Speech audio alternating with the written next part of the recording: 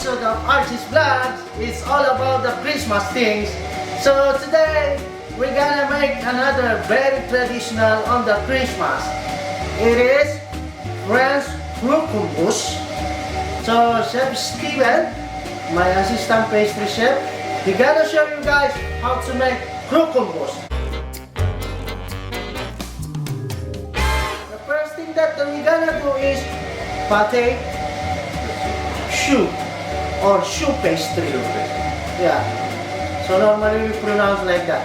Choux pastry or pate choux. Alright? So you guys, if you want to compare with this small recipe, you guys just use your calculator.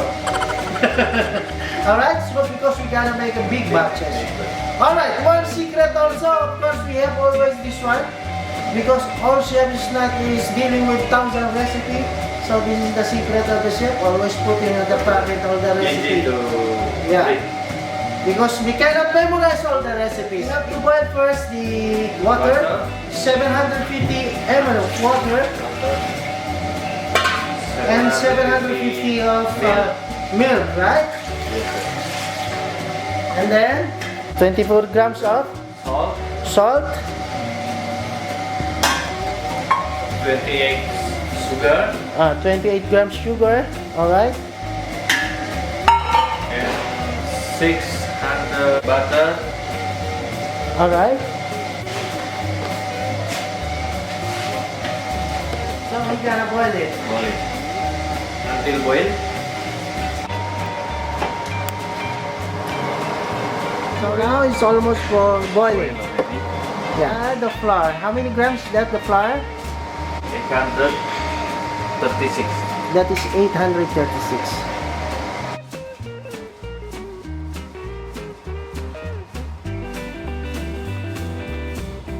We stir the flour until become paste. See, So- like this is done. So you can see now it's not sticking anymore in the pan. So it means the butter and flour has blended properly. So done. This is our mixture. Alright, so since we are doing the big batches, so we're gonna use a machine. In absence of electric mixer at home, you guys, you can do manually by using mixing bowl and spatula. So how many eggs we have? 30 pieces. This is 30 pieces of an eggs. We put the eggs slowly, not directly. Alright, so we're gonna add now our eggs at a time. It means little by little.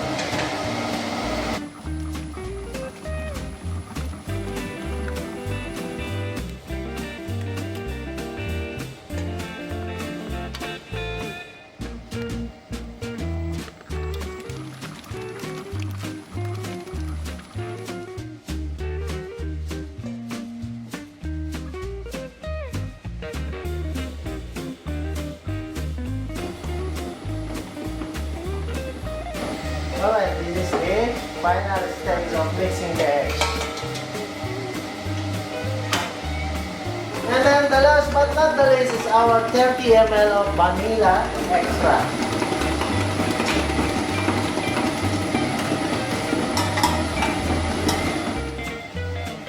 We're gonna put now in the piping bag, and we have kind of these molds. It depends how big you are, but we are making a mini size for our croquembouche. So we use this mold.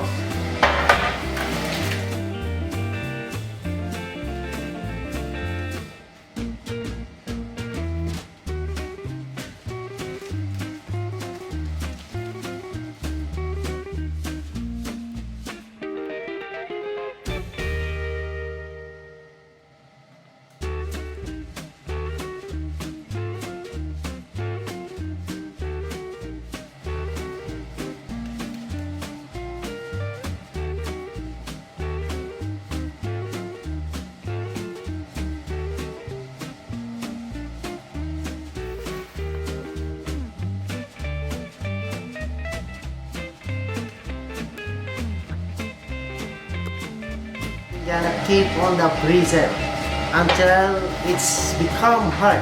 At least 4 hours because there is a butter, no? Yeah. Easy to set.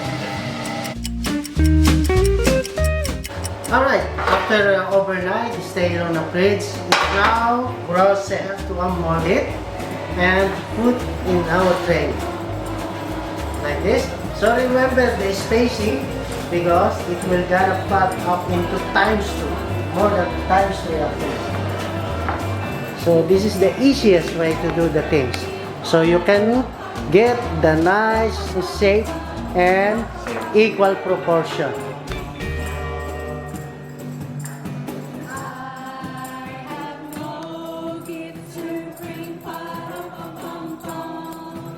So egg wash on the top.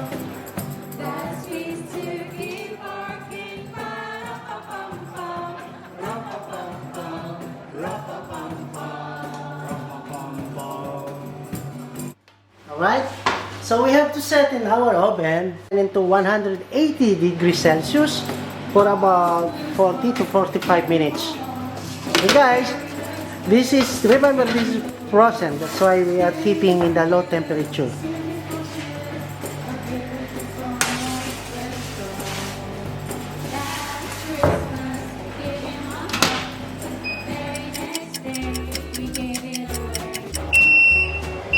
Now, alright, it's done guys. Let's see.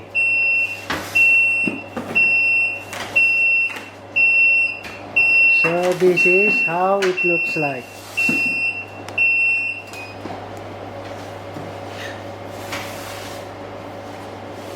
Can I see that one? Can I see?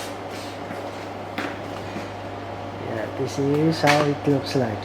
It's really nicely golden brown on top. Alright. Guys, remember, it should be dry up in the oven after pop. Otherwise, it will fall down again. So it's very important. So we need to cool down at room temperature, and that's the time we're gonna put the filling inside. The filling, guys, you can choose a lot of things. You can put a pastry cream, or you can put a fluffy cream, or even Nutella or ganache on it. So now what we gonna do is we gonna assemble into like pyramid. This is called croquembouche. Alright? So we have this one, croquembouche, guys. If you don't have it, guys, you can do a cardboard. You can roll it and shape like this pyramid. You can do this one. Alright? And then to stick it, we need 2 options. Melted chocolate, the compound one, or the caramel sugar. But that one has to be, you have to be taken, especially if you are having children when they're sticking off. Caramel is very dangerous, it's too hot. You might get burned and your children. But I suggest you have a compound chocolate, it's not expensive. Use the chocolate. So this Christmas, or any preparations in a French tradition, croquembouche like wedding is a must. Alright?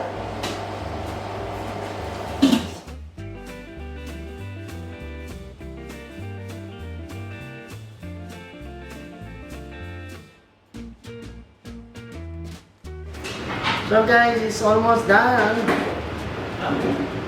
You record it when we talking this one? No.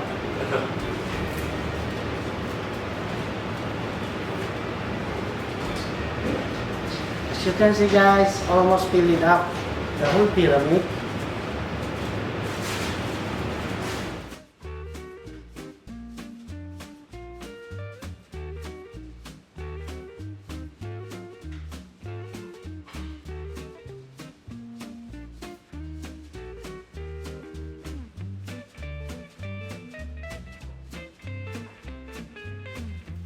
We have a ginger cookies.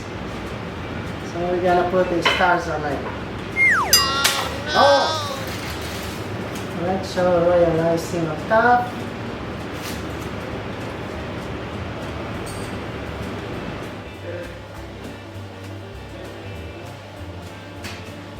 Alright, it looks good guys. Alright, it's balanced, right?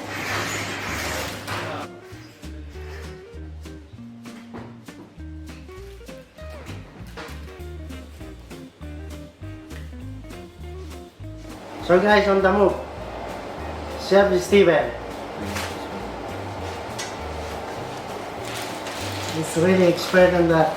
Those kind of artistic things.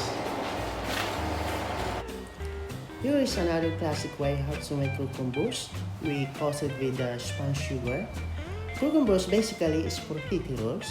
The decoration, it depends on the occasions, and it's really ideal for the wedding and any special occasions.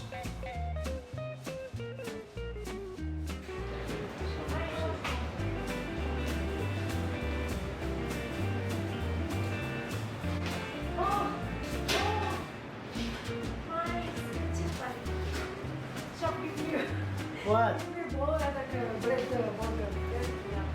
Burger ba? Oh, you don't have yet. Huh? You need burger ba today?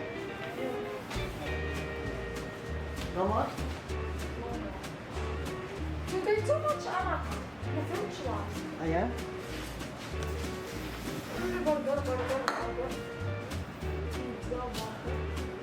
Hey, don't eat my bread, Nadja.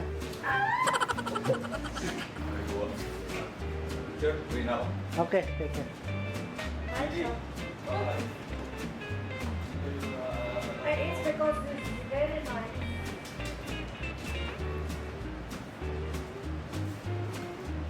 Huh? What can you say about this? Fantastic. Fantastic, eh? Fantastic, nice, delicious. Delicious. She's speaking French, so I want to ask her, how do you pronounce this? Croquembouche. Croquembouche. Crocobos. Croquembouche. Yeah. Crocobos. Croquembouche. Can you pronounce croquembouche again? Crocobos. What? Croquembouche, right? It's very delicious. What you put inside you? Caramel? Yeah, it's a magic inside. No? It's a magic inside.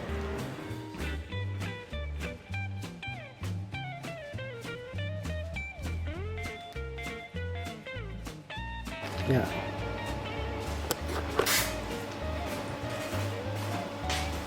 Hello guys, the final. This is the snow we spray. You guys who don't have snow spray, I see.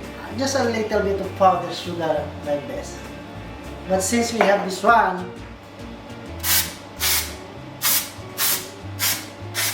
oh.